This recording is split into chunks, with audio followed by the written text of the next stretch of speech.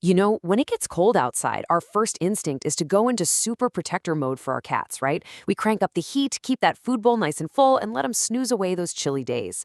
But here's a tough question. What if those very acts of love are actually causing silent harm? Let's dig into the hidden dangers of winter and figure out how to really keep our cats safe. So, I want you to pause for just a second. Seriously, think about your winter routine, because what we're about to go through are some of the most common, totally well meaning habits that could be affecting your cat's health in ways you probably never even considered. Okay, the key word here, the one that should really grab you, is silently. Cats are absolute pros at hiding when they're not feeling well. It's this ancient instinct, right? Back in the wild, showing weakness made you, well, lunch. And that means the ball is in our court. It's up to us to understand these hidden risks, because where these problems are coming from, it's probably not what you think. And I really want to stress this part. These are innocent mistakes. Totally. Nobody is out here trying to harm their cat on purpose. Not at all. These are just habits that come from a simple misunderstanding of what our little feline friends actually need when it's cold out. Get this, 90%. That's a huge number, right? 90% of owners might be making at least one of these mistakes. So the odds are pretty high that there's a hidden danger lurking in your home right now. But, and this is the important part, the good news is every single one of these is fixable, and we're going to walk through exactly how to do it. All right, let's kick things off with two of the big ones, food and play. This is where our human need to provide comfort can, well, kind of go wrong. Oh man, we've all been there, haven't we? It's a chilly day and you just toss a little extra food in the bowl. It feels like the right thing to do. We think we're helping them bulk up for the winter. But the truth is, for our indoor cats, it's a completely different story. They're not out braving the elements, they're moving less, they're burning fewer calories, and all that extra food, it goes straight to unhealthy weight, which puts a ton of strain on their little joints and their heart. So, the key here is to shift our thinking from more food to smarter food. It's all about keeping those portions matched to their actual activity level, not the calendar.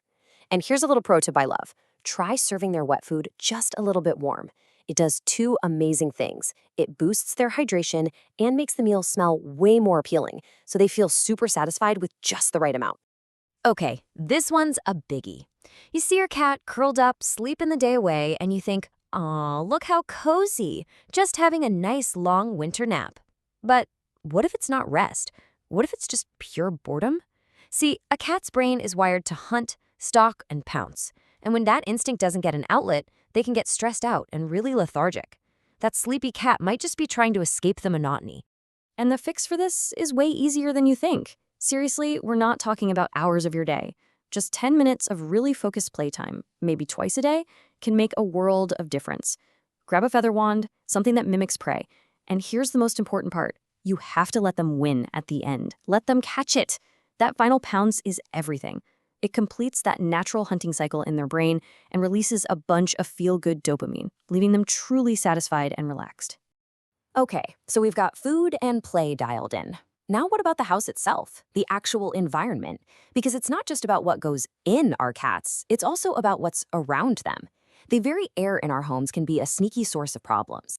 It's natural, right? We batten down the hatches for winter, seal up every window to keep that precious heat in. Makes perfect sense.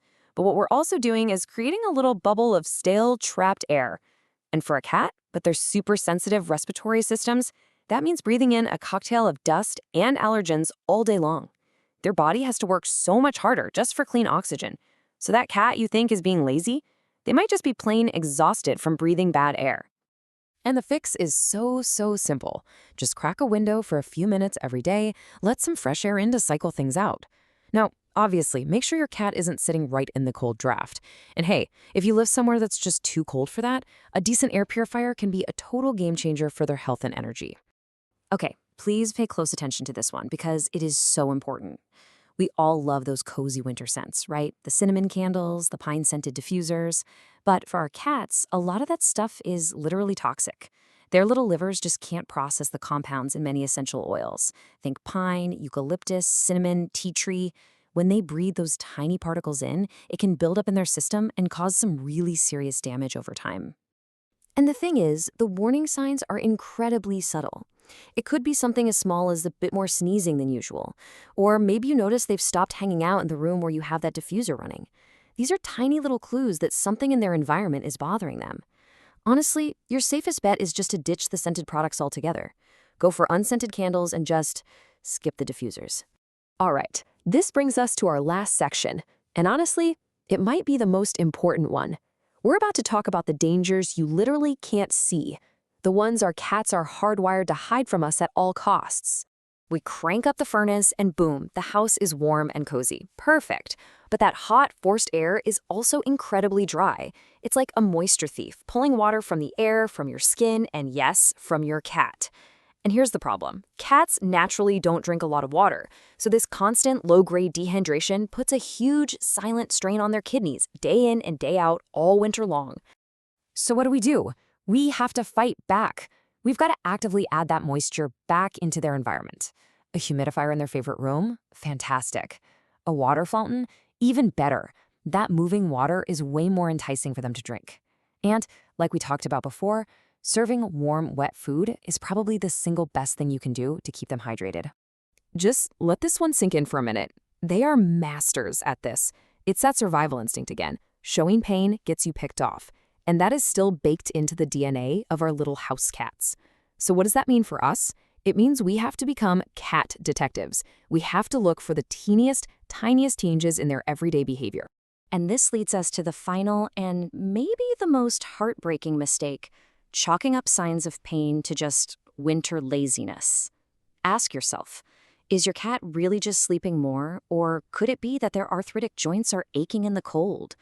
Are they avoiding the stairs because they're tired or because it hurts to climb them? That little hesitation before they jump, grooming a bit less, moving stiffly when they get up. Listen, these aren't just signs of getting older or being lazy. These are classic, textbook red flags that your cat is in pain. Okay, I know that was a lot, and it can sound a little scary. But the point here isn't to make you worry. It's to empower you. So let's wrap all this up into a simple, straightforward action plan. So here it is, your attentive owner's checklist for winter. It pulls everything together. We've got smart feeding and daily play for their physical and mental health. Then we've got the home environment with fresh air and making it a scent-free zone. We've got the proactive stuff like hydration help. And then the big one, the one that ties it all together. Watch closely. You have to treat every little change in their behavior like an important clue. Look, you don't have to overhaul everything overnight. Just pick one thing. What's one small change you can make this week? Because making even one of these adjustments can make a huge difference in your cat's comfort and health this winter. The power to stop this silent suffering and give them the amazing, cozy season they absolutely deserve, well, that's entirely